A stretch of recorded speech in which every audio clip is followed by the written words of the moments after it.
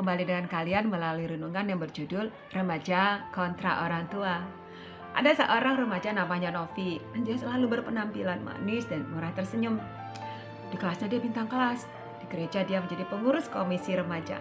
Dia anak dari ibu dan bapak Danu yang berperangai lembut.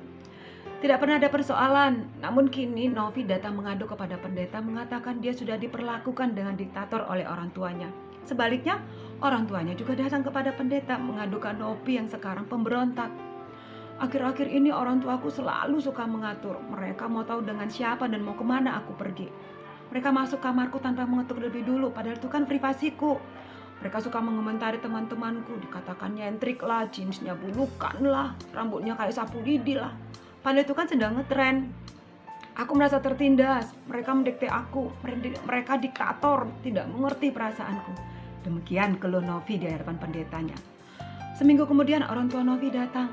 Ibu Danu sambil menitiskan air mata, dia menceritakan betapa hatinya sedih bahwa anaknya yang selama ini akrab dan penurut tiba-tiba jadi suka membantah.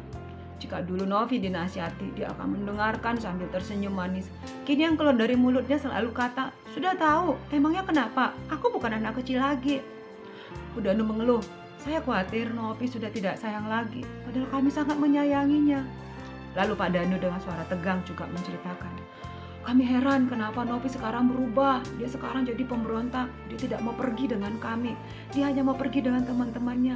Tiap kali kami menanyakan keadaannya, hanya dijawab dengan 1 atau 2 kata." Lalu Pak Danu bertanya, "Apakah ini yang disebut krisis remaja?" Adik-adik, yang dialami Novi adalah salah satu bagian dari krisis remaja. Tepatnya, krisis identitas. Apa itu krisis identitas? Identitas adalah inti kumpulan prinsip dan pandangan yang menentukan bagaimana seseorang melihat hidupnya. Sejak kecil Novi merasakan dirinya sudah menjadi bagian dari orang tuanya. Namun kini dia mulai merasa perlu memiliki identitas sendiri. Oleh sebab itu dia mulai melepaskan bayang-bayang orang tuanya dan mencari-cari bentuk identitasnya. Akan tetapi kalian juga perlu tahu ya, bahwa untuk menemukan identitas sendiri tidaklah gampang dan cepat. Bahkan sebenarnya ini adalah proses seumur hidup. Akibatnya, Novi sering gelisah dan bingung. Dia mendekat pada teman-temannya yang sama keadaan seperti dirinya. Sebaliknya, dia menjauh dari otoritas seperti orang tua, guru, bahkan terkadang ada ingin jauh dari Tuhan. Dia ingin menguji dirinya sendiri apakah ia sudah menjadi seorang aku yang beridentitas dan mencoba-coba untuk membangkang, membantah, dan memberontak.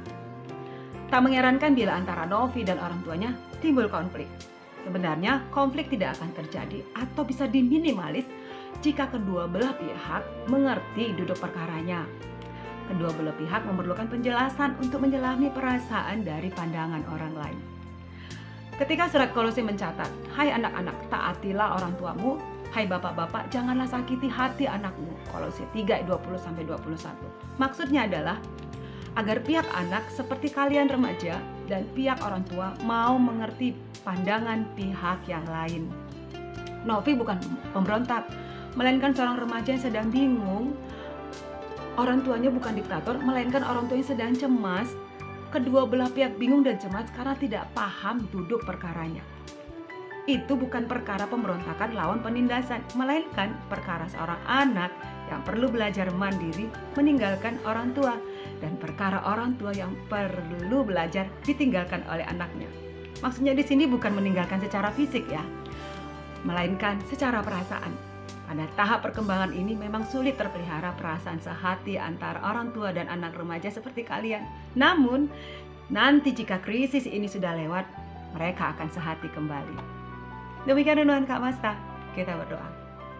Tuhan Yesus, ajarlah kami, anak-anak-Mu, menjadi sehati senantiasa dengan orang tua, terutama dengan Engkau. Amin. Yesus memberkati. Shalom.